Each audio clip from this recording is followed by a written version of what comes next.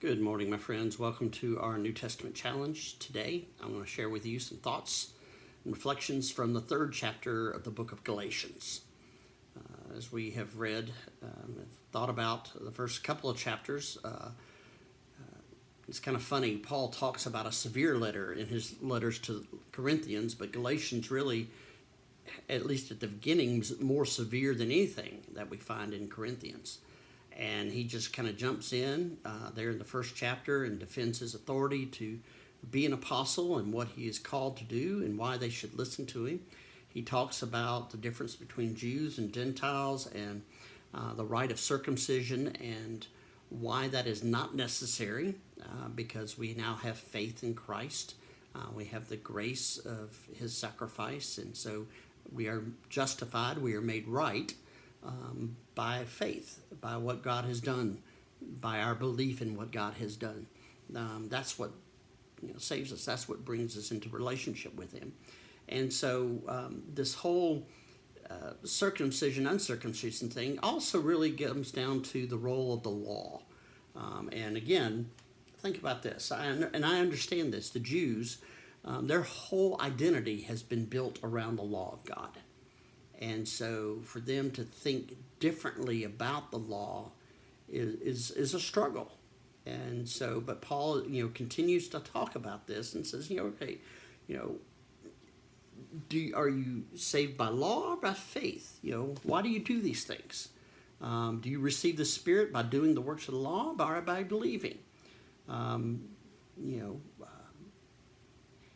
then he talks to them about Abraham, who is the father, where it all begins. And he says, it was given to Abraham, it was reckoned to him as righteousness. And so he says that was not, it was given to him before. It was given to him as a gift, not after Abraham had done these things, but he believed in God, and God made him righteous as a gift.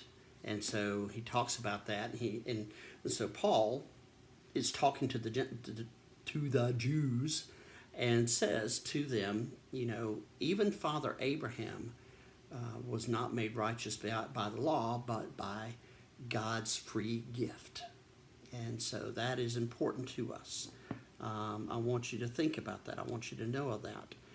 He says, really, we also rely on the works of the law. He says, because it says, cursed is everyone who does not observe and obey all the things written in the book of the law. And he says, no one has ever done that. We are incapable of completely fulfilling the law as it is written. And so people might ask, well, then why the law? To just throw it out? He says, no. Because before, in a sense, it showed us what we were doing. It fulfills, actually, the law. It just takes it to the next step. The law says, all right, this is right, this is wrong. And then grace and faith says, okay, this is how we respond to what is wrong. You need both avenues. You need both parts of this. For you don't know what grace is until you know what sin is. He said, but now that faith has come, we are no longer subject to a disciplinarian. For in Christ Jesus, you are all children of God through faith. There is now no longer Jew or Greek, no longer slave or free, no longer male or female, for all of you are one in Christ Jesus. And if you belong to Christ, then you are Abraham's offspring, heirs according to the promise that God made to Abraham. We are now his heirs. We are his descendants to that gift of righteousness that God gave Abraham way back in the day, and it is now fulfilled in Christ. The law is important.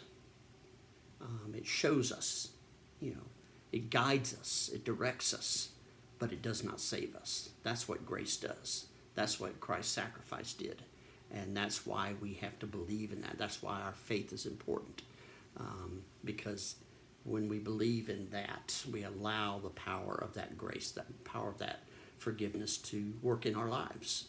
And we are no longer bound by what the law has said that we are doing wrong. It's still wrong, but now grace has come to free us from the law and to free us not only from the consequences of our sin, but free us to the promise of what we are truly meant to be. That's the good news, my friends. We are freed to become more than we ever thought we could and ever hoped for or ever imagined. Hope this has been helpful. Take care, my friends, and we'll talk to you tomorrow.